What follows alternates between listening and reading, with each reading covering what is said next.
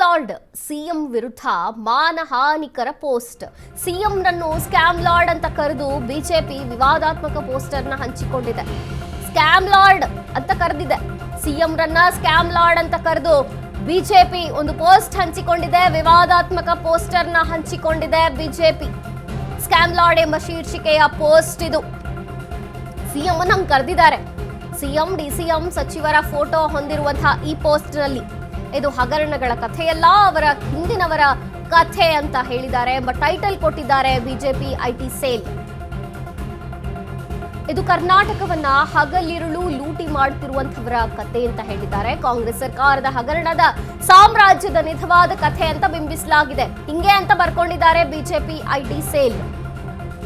ರಾಜ್ಯವನ್ನ ಲೂಟಿ ಮಾಡುವಲ್ಲಿ ಬಿಸಿ ಎಂದು ಪೋಸ್ಟ್ ಮಾಡಿದ್ದಾರೆ. ಸಿಎಂನೇ ಸ್ಕ್ಯಾಮ್ ಲಾರ್ಡ್ ಅಂದಿದ್ದಾರೆ. ಬಿಜೆಪಿ ಪೋಸ್ಟ್ಗೆ ತೀವ್ರವಾಗಿ ಖಂಡಿಸಿದೆ ಕಾಂಗ್ರೆಸ್ ಸರ್ಕಾರ. ಕೆಪಿಸಿಸಿ ವಕೀಲರ ಸಂಘದಿಂದ ಸೈಬರ್ ಕ್ರೈಮ್ಗೆ ದೂರು ಕೂಡ ಹೋಗಿದೆ. ಸಾರ್ವಜನಿಕರಲ್ಲಿ ಗೊಂದಲ ಸೃಷ್ಟಿಸಲು ಬಿಜೆಪಿ ಪ್ರಯತ್ನ ಮಾಡಿದೆ ಅಂತ ದೂರಿನಲ್ಲಿದೆ.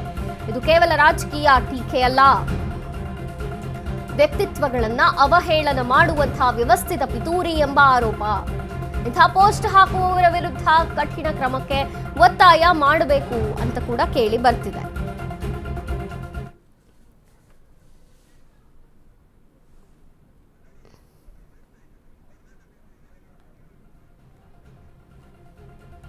ಸಿಎಂರನ್ನೇ ಸ್ಕ್ಯಾಮ್ ಲಾರ್ಡ್ ಅಂತ ಕರೆದಿದ್ದಾರೆ. ಇನ್ನು ಅವರ ಪೋಸ್ಟ್ ನೋಡೋದಾದ್ರೆ ಇದು ಕರ್ನಾಟಕವನ್ನ ಹಗಲಿರುಳು ಲೂಟಿ ಮಾಡ್ತಿರುವಂತಹ ಕಾಂಗ್ರೆಸ್ ಸರ್ಕಾರದ ಸ್ಕ್ಯಾಮ್ ಸಾಮ್ರಾಜ್ಯದ ಅಸಲಿ ಕಥೆ ಅಂತೆಲ್ಲ ಬಿಜೆಪಿ ಪೋಸ್ಟ್ ಮಾಡಿದೆ. ಈಗ ಕಾಂಗ್ರೆಸ್ ಇಂದ ವ್ಯಾಪಕವಾದಂತಹ ವಿರೋಧ ವ್ಯಕ್ತವಾಗ್ತಿದೆ, ದೂರು ಕೂಡ ನೀಡಿದ್ದಾರೆ.